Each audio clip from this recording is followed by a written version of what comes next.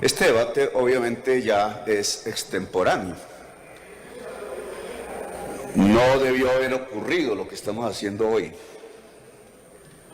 En primer lugar, la esencia de lo que está ocurriendo hoy es un hecho de suma arbitrariedad cometida en el Senado de la República.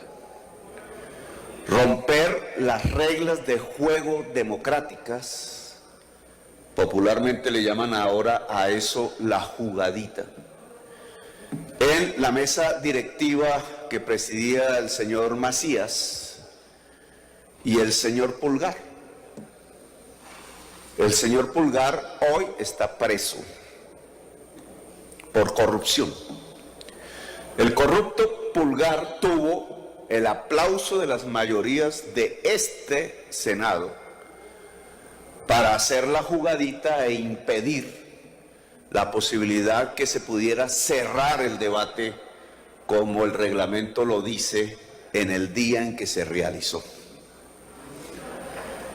Esa jugadita, romper las reglas del juego democrático, muestra el talante profundamente antidemocrático que no solamente estas dos personas, presidente y vicepresidente del Senado de la República del entonces, tenían, sino igual de buena parte de sus formaciones políticas, que prohijan y aplauden el que se pueda destruir la democracia en donde más se debería respetar, que es el Congreso de Colombia, el sitio donde se le hacen las leyes para la gente, que terminan no siendo para la gente, sino para una minoría mafiosa que vive y se enriquece del Estado en Colombia, que son hoy los dueños de la política, que son hoy los dueños del poder. Pues este es el resultado de su jugadita, Macías. La demostración judicial de que el Senado de la República rompió la Constitución y la ley. Ahora bien, hoy, ¿qué podríamos decir? Valorar, porque creo no se trata de repetir el debate, aunque creo que ese fue el formato que la mesa directiva actual quiso hacer, sino más bien de evaluar con el paso del tiempo, desde el día en que se hizo ese debate, qué sucedió. Creo que sería más ejemplarizante y pedagógico para la sociedad colombiana que nos escucha. ¿Qué sucedió? Que teníamos razón, que la Fiscalía General de la Nación iba a generar un manto de impunidad sobre uno de los hechos, quizás el más corrupto de la historia contemporánea del Estado colombiano. Como había sucedido en toda América Latina, la corrupción golpeó las esferas del poder político, no la golpeó, la compró. Los sobornos llegaron, como en toda América Latina, a la cúspide de la dirigencia política nacional tradicional de Colombia. Lo que hizo la Fiscalía fue dirigir la investigación a través del principio de oportunidad a quienes habían pagado los sobornos. 50 millones de dólares, 150.000 millones de pesos, que era más que los actuales 70.000 millones de pesos que la ministra Abudinen terminó dejando perder en el Ministerio de Telecomunicaciones. 50 millones de dólares en sobornos. Los que los entregaron están presos o investigados.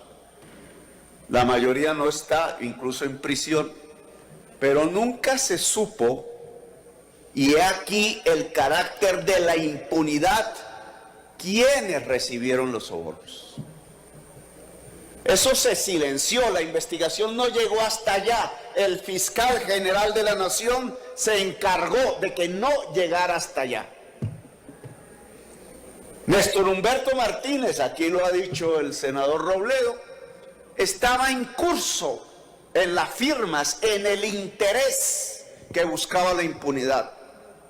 No solamente porque era el abogado de Navenal o de Odebrecht y su socio Luis Carlos Sarmiento, que hoy ante la justicia, los dos hombres de los más ricos de América, que se asocian para hacer esa carretera, la Ruta del Sol 2, ahora uno engañó al otro. Ese es el método de la investigación judicial, muy similar a lo que acontece con Mintic, muy similar a lo que acontece con la ejecución extrajudicial de 6.402 jóvenes en Colombia. No, es que me engañaron. Pues aquí pareciera que Odebrecht engañó a Luis Carlos Sarmiento Angulo, porque Odebrecht está preso y Luis Carlos Sarmiento Angulo, su socio, no.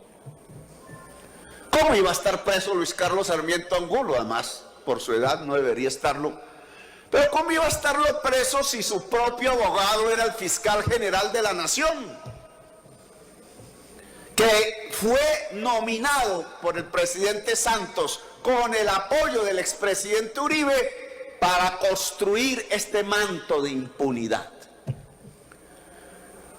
¿Cómo iba a ser juzgado siquiera el hombre más rico de Colombia si el mismo fiscal general de la Nación se había ganado decenas de millones de pesos en uno de los hechos de corrupción de Odebrecht, en donde se pagaron 3 millones de dólares para el famoso contrato de estabilidad tributaria? Es que Néstor Humberto, el fiscal general de la Nación, devengó de allí una comisión de éxito con un dinero que se ganó según el contrato, pero basado en el hecho de que esa comisión de éxito solo la pudo lograr porque Odebrecht o sus funcionarios sobornaron con 3 millones de dólares el Ministerio de Hacienda de la época.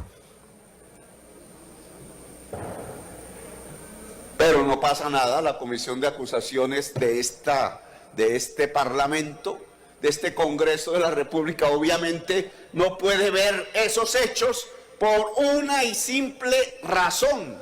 El fiscal Néstor Humberto Martínez fue el que garantizó que no se supiera en Colombia quiénes recibieron los 50 millones de dólares que entregó Odebrecht en el país.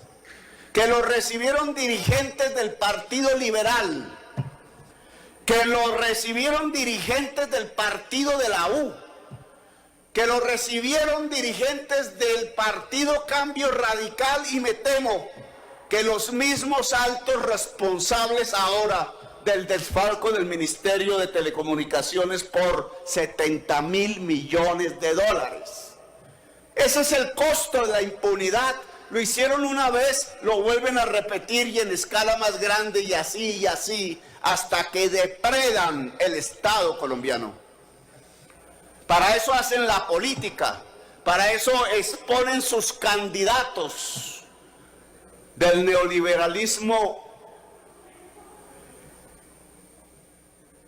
más extremo que se puede tener en Colombia, porque es que ese modo de pensar es el que permite adueñarse del país.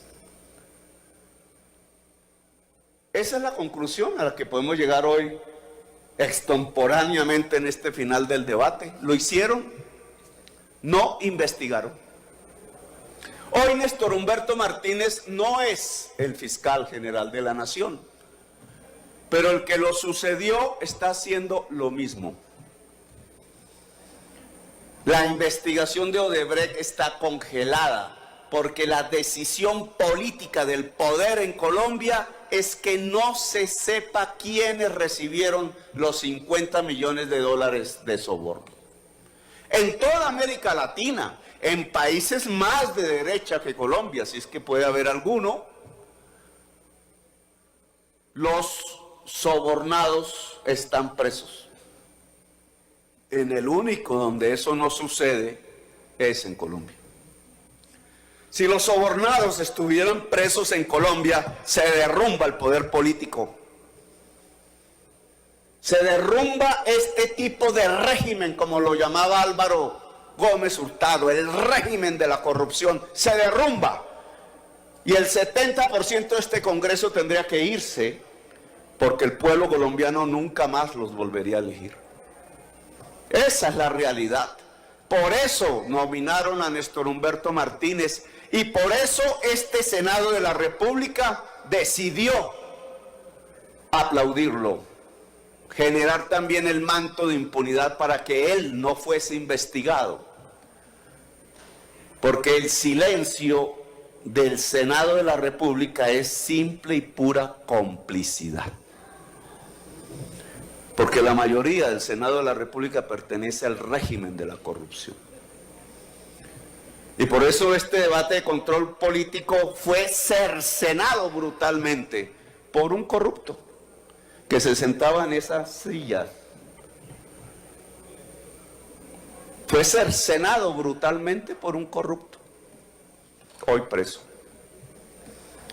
Macías convenientemente abandonó el recinto y permitió que el corrupto acabara con la democracia en el Senado de la República, cercenando brutalmente el debate.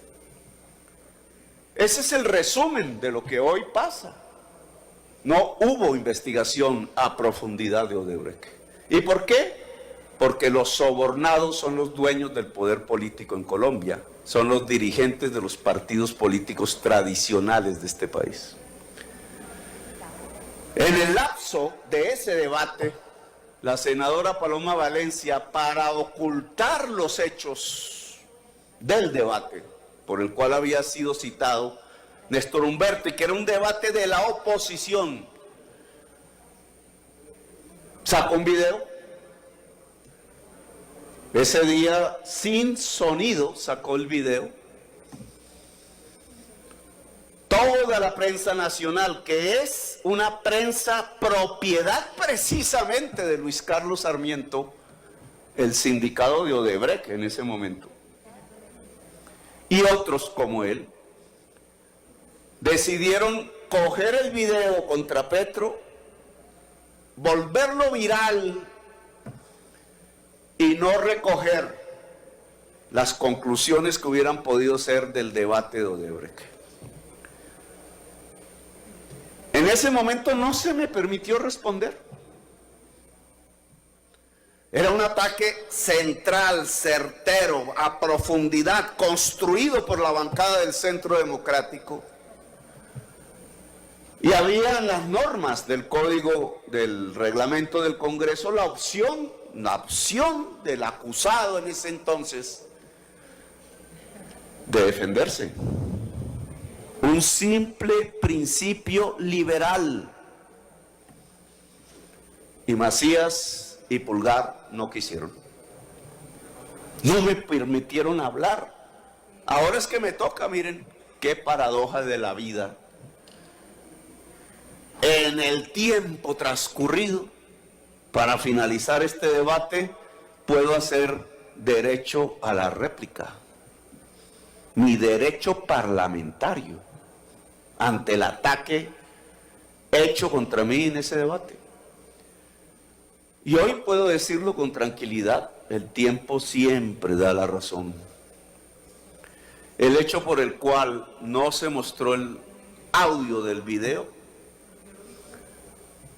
fue porque en el audio del video se decía qué significaban esas imágenes, que la Corte Suprema de Justicia investigó a fondo 20 millones de pesos, no 70.000 millones de pesos, no 50 millones de dólares de sobornos, 20 millones de pesos que el exnovio de la mamá de Paloma Valencia nos había entregado para financiar mi campaña política y que estaban registrados en la campaña. Dineros legales desde el origen hasta su destinación.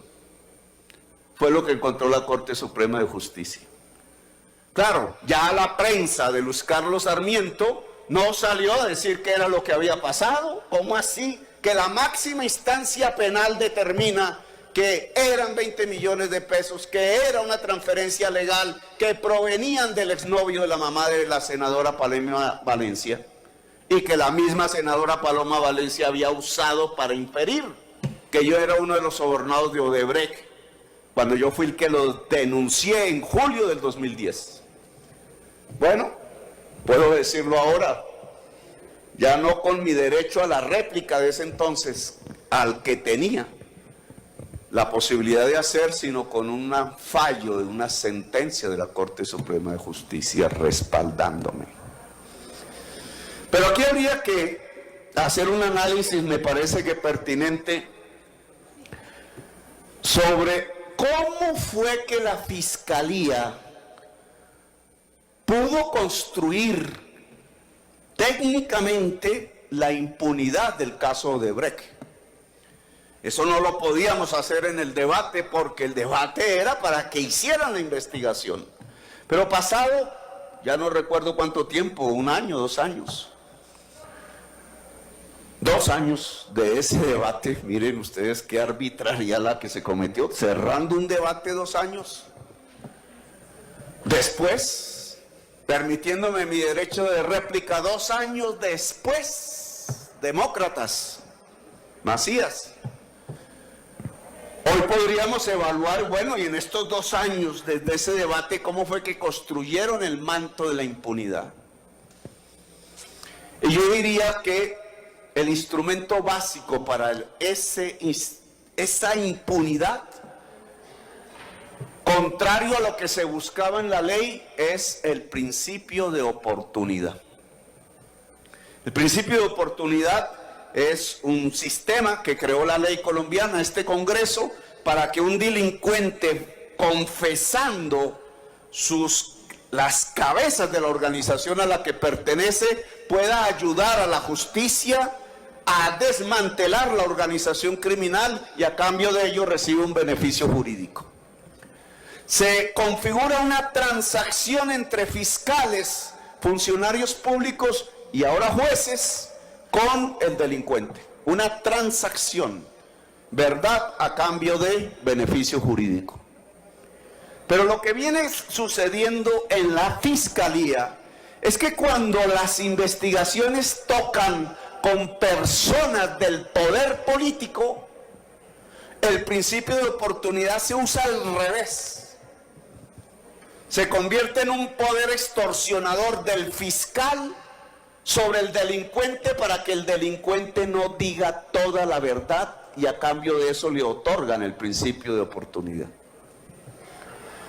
Este tema lo descubrí en otro hecho de corrupción que yo investigué y denuncié, precisamente la vez, en julio del año 2010, que le dije a toda la prensa nacional, sin que ningún medio reprodujera esa información, que el cartel nacional de la contratación estaba integrado por Odebrecht, con Alvías y otras organizaciones empresariales. Nunca la prensa mencionó eso. Pues bien, en mi denuncia sobre el cartel de la contratación de Bogotá, que allí sí la prensa mencionaba muchísimo a Samuel Moreno Rojas, a Iván Moreno Rojas, a Emilio Tapias, que yo mismo denuncié y develé, hoy metido en el robo de los 70.000 millones de pesos de Mintic, al Grupo Nule, nunca mencionó, a pesar que había dicho que estos eran apenas un puente hacia otra realidad que consistía en que no solamente un grupo se había apropiado del Estado a nivel distrital, sino que había un grupo más poderoso que se había apropiado de la contratación a nivel nacional. Ese pedacito me lo censuraron.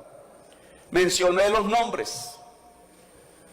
Hoy podríamos decir, después de la investigación, que, por ejemplo, la avenida 26, Jorge Eliezer Gaitán se llama, que fue desfalcada, me tocó a mí terminarla, por 140.000 millones de pesos, no fue desfalcada por el grupo Nule, como repetía una y otra vez la prensa. El grupo Nule había cometido, porque era parte del cartel de la contratación nacional, había cometido delitos, pero no ese. Porque lo que hicieron a través de la prensa fue buscar la presión para que el grupo Nule cediera el contrato, y el que se robó la plata fue el que se quedó con el contrato, no recuerdo la palabra técnica, cesionario, cedente creo que es. Lo que hizo Samuel Moreno Rojas fue obligar a ceder el contrato para que el que quedara con el contrato ahí sí les pagara la coima de dineros del distrito. Y ese que pagó, ese que se robó la plata de la 26, se llama Andrés Jaramillo. Y los fiscales se dedicaron sobre el grupo Nule, que tenía principio de oportunidad, y otros actores, a intentar que no dijeran la verdad, que recortaran la verdad, que solo se quedaran en la acusación a los dirigentes administrativos de la ciudad de Bogotá, pero que no pasaran al orden nacional. Los fiscales extorsionaban a los delincuentes del cartel de la contratación de Bogotá para que no hablaran. ¿Y qué era lo que tenían que hablar? No solamente que Andrés Jaramillo se había robado los dineros de la 26, sino que Andrés Jaramillo, gerente de Conalvías, era el beneficiario de la Ruta del Sol 3. Y que el Odebrecht, que se había quedado con la Ruta del Sol 2, estaba pagando sobornos. Y a quien le pagaba sobornos era el gobierno de Álvaro Uribe Vélez. La Fiscalía General de la Nación ocultó a través de la extorsión del principio de oportunidad la posibilidad que la investigación sobre el cartel distrital de la contratación pasara a develar lo que se llamaba el cartel nacional de la contratación, cuyos protagonistas eran Andrés Jaramillo, otros grupos y Odebrecht, y los sobornados eran funcionarios de alto nivel del gobierno de Álvaro Uribe Vélez, que le dio el contrato del Ruta del Sol 2 a Odebrecht. Usaron el principio de oportunidad para extorsionar al delincuente, para que no hablara. Lo hicieron al revés de lo que proponía la ley. Y el objetivo fue defender las figuras del poder nacional y los grandes contratistas nacionales. Es decir, defender a los criminales. De más. Ya llevamos 23 minutos, un minuto más para concluir. Hoy, ¿dónde está Andrés Jaramillo? El que se robó la 26. Le pregunté al fiscal Barbosa y no me contestó. Me dijo, no, es que nosotros pedimos la cárcel para el señor Andrés Jaramillo. ¿Dónde está Andrés Jaramillo, el que se robó la avenida 26? Denunciado desde julio del año 2010 por esta voz,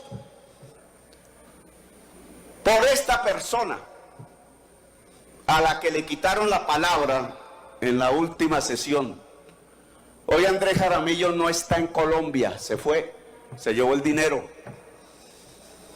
Hoy, 11 años después de denunciarlo, el resultado de la justicia colombiana a través del uso manipulador del principio de oportunidad, volteándolo al revés, es que lo dejó ir con el dinero. Porque Andrés Jaramillo era uno de los enclaves del cartel de la contratación nacional forjado por el gobierno de Álvaro Uribe Vélez. Ya no está aquí. Un minuto más, senador. No hubo justicia. Pues lo que tengo que decir, y aquí termino, presidenta, es que esa misma forma de utilizar el principio de oportunidad que lo hicieron para ocultar el crimen de Odebrecht desde el año 2010 en la investigación propia del cartel distrital de la contratación, lo volvieron a utilizar una vez Odebrecht confesó y hubo que iniciar un proceso de investigación en Colombia. Volvieron a utilizar el principio de oportunidad para darle beneficios jurídicos a los tramitadores de los sobornos, funcionarios de Odebrecht y otros contratistas, pero con una condición: ustedes se van para la casa, no van a tener mayores penas, pero no confiesan quiénes recibieron los sobornos.